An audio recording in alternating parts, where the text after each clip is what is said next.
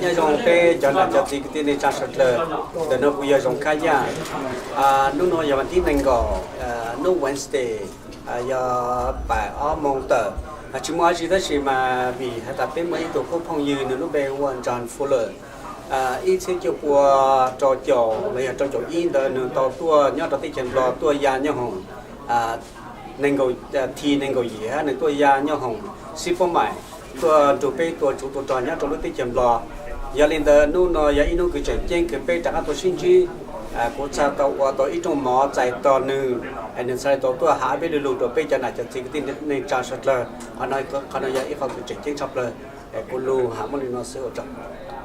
I came to Laos in 1969. Okay. I was in the Air Force, and I was actually in Vietnam, Pleiku. Okay. And I first flew in over southern Laos, the Ho Chi Minh Trail. So I was a forward air controller, so our job was to mostly find enemy trucks coming down the trail. Okay. And mostly at night. So we'd fly with like an early night vision goggle. And we would try to find the trucks and control airstrikes to knock the trucks out, blow them up. Part of the time I worked with the Army Special Forces into Laos and Cambodia. And they came across the border, and then they would oversee the trail. They would do reconnaissance. Sometimes they'd try to capture a truck driver for intelligence. Sometimes they'd do sabotage. But mostly it was just reconnaissance. Okay. So we would put them into the jungle, then take them out later. Okay. And then you started in South Vietnam, then you transfer the operation into Laos. Yes. So I flew in Laos, so I knew about the Ravens. It was very secret. Not too many people, even in the Air Force, knew about it. So after I've been there about 7 or 8 months, I transferred over to the Ravens. So at that time, I transferred into Vientiane. Okay. And I checked out, and I flew the O2 in the Air Force. When I came to Laos, I flew the O1 and the T-28. Okay. During what time? Okay, I got into Laos in March of 1970. 1970. So I originally landed in Udorn, and then Colonel Bob Foster, my boss, picked me up one day and told me I was going to fly in Long Chin. I never heard of it. Okay. I said, okay, I'll go where you want me to go. So 2 days later, I was flying out of Long Chin. Okay, and what is your experience with the Hmong, all the Hmong pilots and the ground troops and the general manpower and all? So it was all very new to me. I did not know the Hmong people before that. As soon as I got to Long Tien, after a couple of days, I had dinner with General Vang Pao. So I got to know him just a little bit. We were all very busy. And most of the time I was there, I flew back and forth every day to Vientiane, and some of us would stay overnight. But usually Ravens stayed up there, but at that time the North Vietnamese were just north of the airfield. So it was pretty dangerous, so we kept our airplanes back in Vientiane. General Vang Pao and all his troops stayed there. So I came up and flew every day. And we flew a lot. We flew every month about 160 hours, so that's a lot of flying. Okay. And we would try to fly with a Hmong backseater, we called them. Call sign was Robin. Our call sign was Raven. Okay. And it turns out I met Robin 09 at a reunion, and he told me about Francis Vang, who was here. His call sign was Robin 06. So we flew off and on together. Okay. Sometimes we'd fly by ourselves, depending on what was going on. But we flew a lot, so sometimes we'd fly with a Hmong. And he was in the back seat as a translator, so he could talk to the people on the ground and speak Hmong. Okay. And then he could speak to the airplane sometimes. English was okay, but if it got difficult, he could talk to the airplanes. So some days up there we would have Hmong T-28 pilots. Okay. We have pilots from Thailand who were there flying T-28s. We had American fighters and Air Force fighters and Navy fighters, all coming all over the place. So. Do you remember the total flight you flew in Laos? How many flights? I was there about 10 months. 10 months. Okay. When I got to Long Tien, right after the day I got there, 2 people were shot down. That's why I went to Long Tien. Okay. I replaced one of those. Okay. 2 months later, two more people Ravens got shot down. Oh, And 1 month later, I got shot down. okay. And on that day, I was supposed to fly with Francis Vang. He was Robin 06. And there was something wrong with the ejection seat of my airplane. I flew by myself, came back. Okay, let's go fly. He's going to go fly, but the airplane was broken. The seat was broken. Didn't have the lap belt. So he could not fly in the airplane with me. So I said, sorry, I'll fly by myself. Okay. So I took off. So tell us a little bit more about, you said you got shot down and Okay. what happened. Okay. So I took off by myself, Okay. and that was Francis Vang's luckiest day, Mhm. because he wasn't with me. So I flew for a couple hours, I came back, and the airplane, I could tell it was on fire. There was some explosions in the airplane, there was a fire in the cockpit. I didn't have aircraft control, the ailerons were broken. Okay. So I So could just... your plane got hit by the enemy. Yeah. Okay. There was no friendly shooting at me, so it must have been the enemy. Right? Yeah. And but the airplane was still flying pretty good. And so I tried to use the ejection seat. It did not work. So it's supposed to blow a hole in the canopy, the plexiglass over your head, and ejects you out of that. Well, it blew a hole in the canopy, but because of the fire, I guess, in the cockpit, it didn't work. So everything went off, and I was still in the airplane. So I had to climb out of the hole in the canopy, jumped out the side, did Okay. not hit the tails. I was lucky. Okay.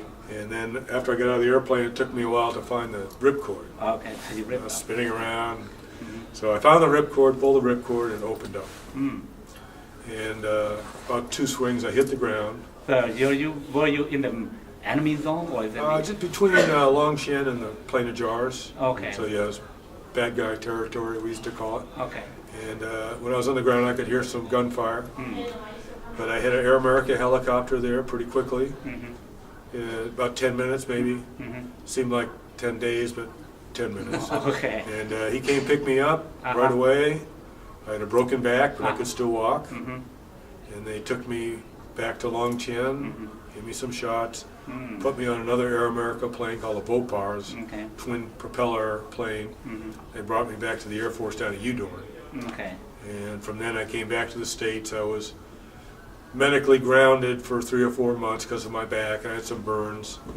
But I got better and went back to flying. Okay. So I stayed in the Air Force for a total of 26 years after that. Okay. After you shut down and you back to the U.S. and you go back to the service, what station are you in? Okay, I first went back to Arizona, Oh, back to Arizona. which was a very excellent assignment, nice location. So I was an instructor pilot there, and I also did some research. And then I went to California. At the time, it was a non-flying job, so I worked in satellite reconnaissance. We launched rockets out of Vandenberg Air Force Base into orbit. And I was reconnaissance satellite. I was an engineer. And then after that, I went to fly AC-130 gunships down Hurlburt Field. So I was in and out of special ops a lot. So after Hurlburt, I went to Fort Bragg, and I worked for Joint Special Operations Command. Okay. And we did operations around the world. Okay. Yeah. John, I know that you come to Minnesota to present some scholarships. Yes. And tell us a little bit about that scholarship. Our group, our call sign was Raven, so we have a Raven Association. So they have a meeting every year, Okay. reunion, and every year we evaluate applications for scholarships. So for many years we've been giving out scholarships to children and now grandchildren of Hmong and Lao people. Okay. So we try to advertise that, and there were 2 high school people that this year got a scholarship from the Ravens. So from Raven. they wanted us to come up and present it. And they're from the Hmong community. those 2 students? people up here from the Hmong community. Okay. I think most of the people are, but sometimes it's Lao because we flew out at Luang Prabang and Pak Se and Savannah Ket. So we work with Lao also. So, Okay. it's for all the Lao people. Okay. All right. John, my last question for you is, what would you say to other American people that don't know much about the Hmong people? because you have been in Laos and stayed with the Hmong for 10 months, right? Right. And also you have also connections here in the U.S. But I know that a lot of other communities in your community that don't know or know very little about the Hmong people because of the secret or the covered Right. wall. So Well- what would you say to other Americans that about your relationship with the Hmong people? Well, you're right. Because it was a covert war, Uh-huh. no one knew much about it. It was a big secret. So it took a long time for the American people to understand, and they still don't understand very well. I'm very impressed with what a cohesive group the Hmong are, how you've maintained your culture. I went to General Vang Pao's funeral. I went to a New Year's up in Seattle, and some contact with you in addition to this. So I don't know how. It would be very good to be able to keep spreading the word how the Hmong are doing, because you're very unique, Okay. and you maintain your culture, Okay. but you still are doing very well in the United States. You're not isolated, so you mix everything pretty well. And I think I'm sure people in Minneapolis area know about the Hmong, right? Yep. Okay. I mean, would say not so many people in Phoenix know about the No, Hmong. yeah. Okay. Minnesota, Wisconsin, Yeah. California would know it, but all the states Right. might not. Right, so I know you're working on some legislation to get better recognition from the U.S. government, Yep. and that's a long, hard, how the U.S. government works so slowly, and that's going to be a hard, but we'll be glad to help any way we can, Okay. but you certainly earned our respect, and you did a great job for us. I wish we could all visit together in the Plain of Jar someday, maybe someday in the future, but not right now. So, about 75, you started coming over to the United States. Right. Yeah. And, with Francis and Yia Ka, I met him at the reunion also. He's been over about that same time. So,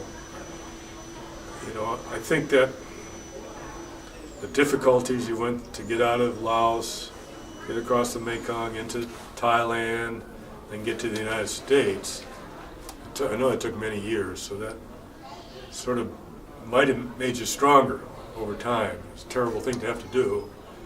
But like I said, you have a tremendously strong community. And I think you should be an example for anybody, other communities that try to establish themselves in the United States.